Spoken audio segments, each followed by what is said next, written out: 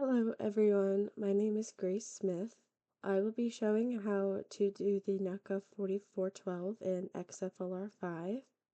So once we have our new project opened, we can go ahead and click Module, Direct Foil Design, and then we can click Foil, and down here is our NACA foil, and this is from before, um, yeah, we have our 4412 4-digit here, and then for number of panels, I'm going to put this at 500, and then we can click OK. That's good. Now once we have this, then we can go back to our module, and we're going to do a direct analysis. So now once we have our graphs uploaded, we're really only going to be focusing on our CL, CD, and then our CL over CD. But I'm going to run a batch analysis, and these are all the Reynolds numbers I ran before. We're just going to focus on our 300,000 and then our 1.5 million. We want our polar type to be our T1, and our angles of attack, our alpha is going to be from -5 to 20 in increments of 1. And so yeah, we can analyze this and close out.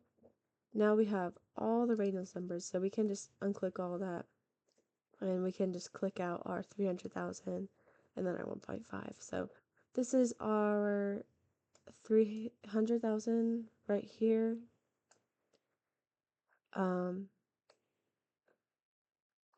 This is our CL versus alpha graph, and this is our CD alpha, and then here we have our CL over CD versus our alpha.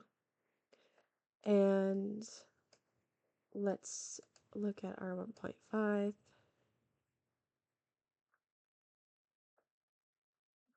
So our CL looks like it's in between our 1.5 and 2. Our CD for our 1.5 million Reynolds number looks like it just about hits a little bit above maybe the 0.1 for our CD. And then our CL over CD looks like it probably about 150 maybe, or 145. We can also compare them together.